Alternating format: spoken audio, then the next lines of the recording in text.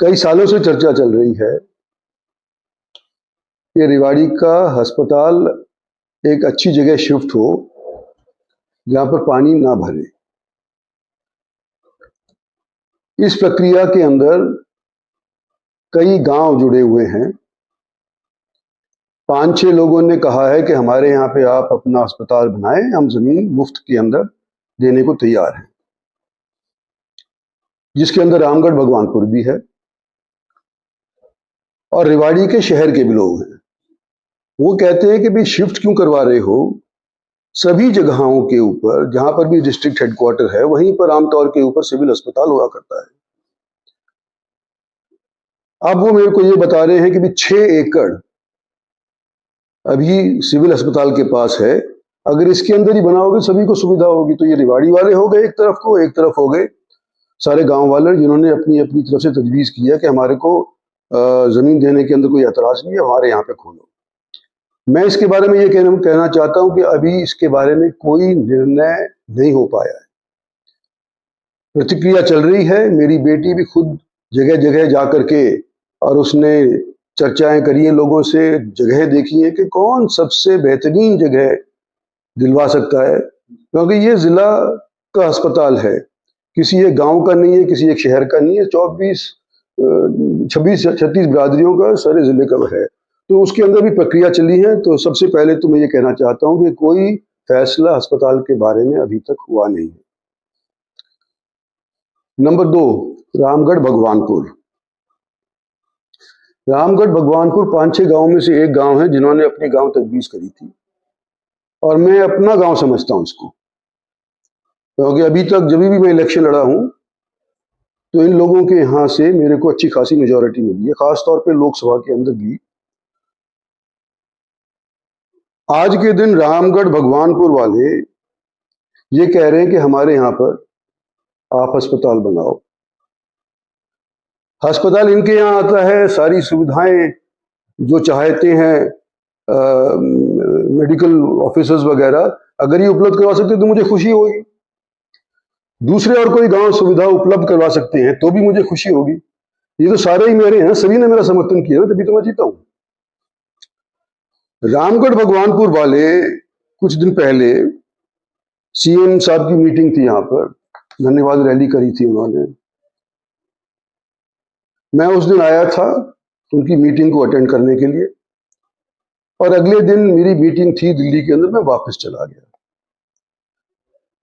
सुबह सुबह 8 बजे जब मैं तैयार हो रहा था तो उस टाइम के ऊपर मेरे को बताते हैं कि जी रामगढ़ भगवानपुर वाली पंचायत आपसे मिलना चाहती है। तो मैंने कहा मैं अपनी मीटिंग के लिए लेट हो जाऊंगा, एक बार बाहर आ जाता हूं। तो मैं ये नहीं हो सकता कि मैं एक से मिलूं 9 से ना मिलूं। मेरे पे तो जब लोग होते हैं यहाँ पे कम से कम 500-400 आदमी आ जाता है मिलने के लिए। तो मैंने उसको कहा कोई टेलीफोन पे बात करा देंगे।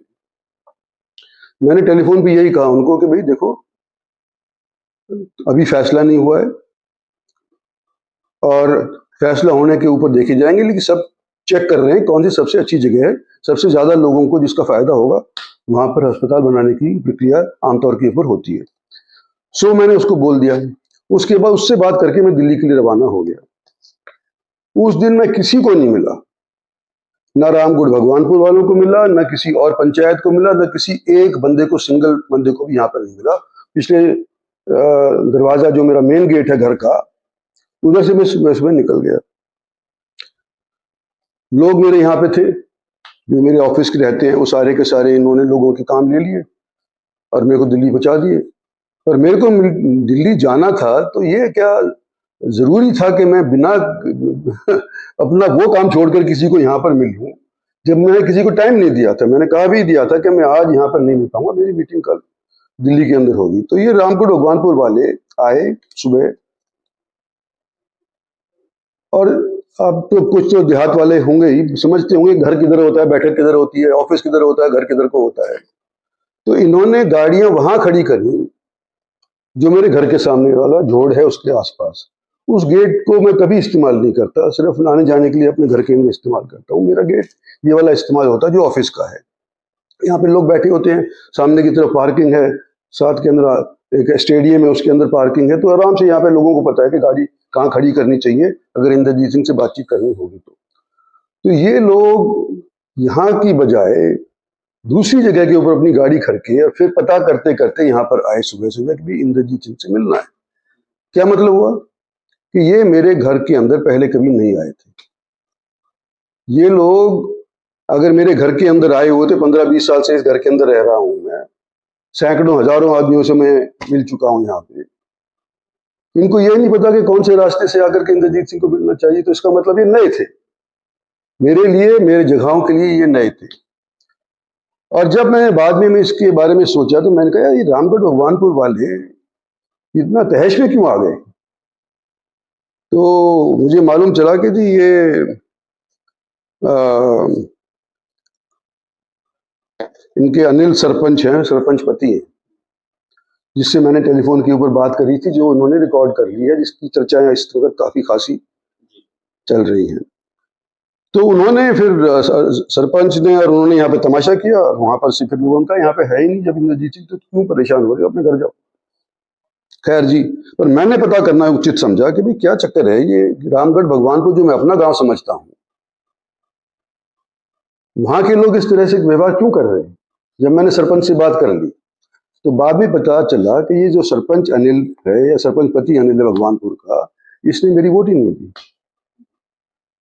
राज बब्बर के खेमे का आदमी पंचायत को लेकर के मेरे पास आए और विद्रोह करे मेरे घर के अंदर, तमाशा करे मेरे घर के अंदर। तो मैंने जब देखा रेवाड़ी रैली में सर आपने सवाल उठाए थे कि हमने सरकार बनाई, हमारे इलाके काम होने चाहिए, तो ऐसे कौन से काम आपको लगता है जो होने चाहिए और अभी तक हुए नहीं अपने इलाके के? देखो, अपने इलाके के लिए मांग रखना मेरा फर्ज है। पिछली सरकार से भी मांग करी थी, हुड्डा साहब के टाइम के बाद मैंने मांग करी है, मांग करता आया हूँ। और आज के दिन मैं कहता हूँ कि ये मांग करने की वजह से ही कुछ हमारे को मिला है। ये हमारी पाली की यूनिवर्सिटी जो रोहतक जाने वाली थी, मैं ला करके महेंद्रगढ़ के अंदर देखी है। ये जो हमारा सैनिक स्कूल है जो कि कहीं और जा रहा था, मैं नाम नहीं लूँगा जगह का, वहाँ जा रहा था, वो पर ला करके मैंने इसको पाली गोठड़ा के अंदर टेका है।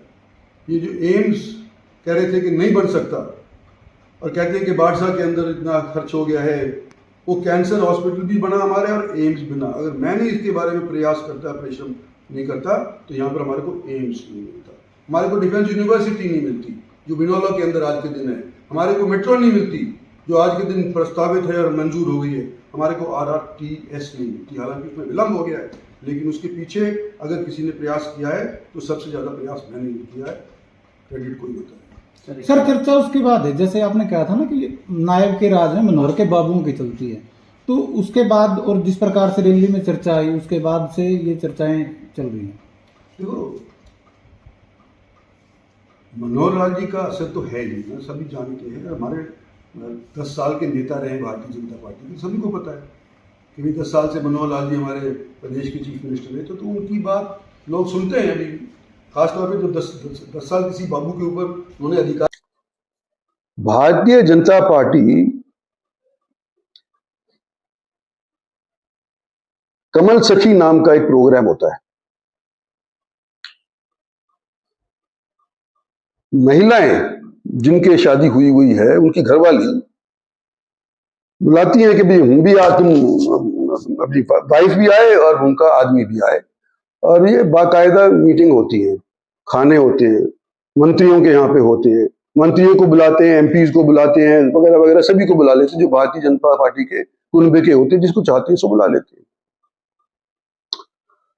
दिल्ली का ये असर हरियाणा के अंदर नहीं पहुंच रहा, ये मैं समझ नहीं रहा। कोई बीजेपी वाले ने, किसी ने ये नहीं कहा कि क्यों किया है।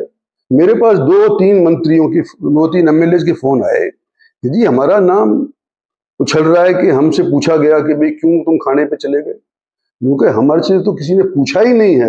अखबारबाजी कैसे हो रही है, वीडियोग्राफी कैसे हो रही है, ये यूट्यूब में वाले कैसे कह रहे हैं।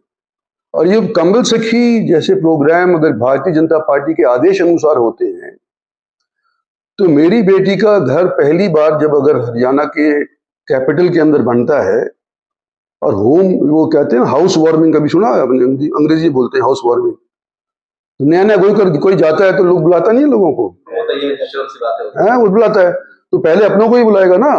तो हमारे यहाँ के लोग, ये दक्षिणी हरियाणा के जो जितने भी लोग हैं, ये सारे हमारे साथ जुड़े हुए हैं।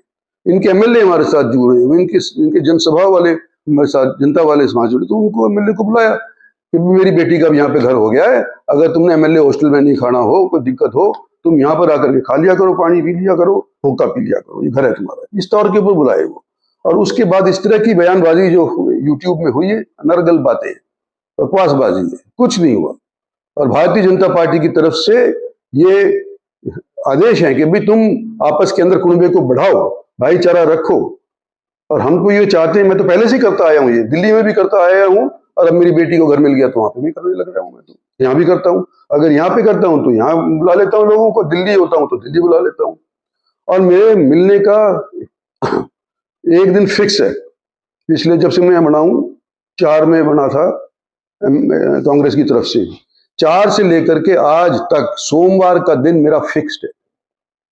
कोई मेरे को मिलने आना चाहता हो तो सोमवार के दिन यहाँ होता हूँ तो यहाँ मिलेगा, अगर दिल्ली होऊंगा तो दिल्ली मिलेगा, अगर मैं यहाँ पे नहीं हूँ तो फिर मिलने का वो पूछ लेते हैं कि है नहीं यहाँ, लोग यकीन कर लेते हैं नहीं है तो नहीं आते।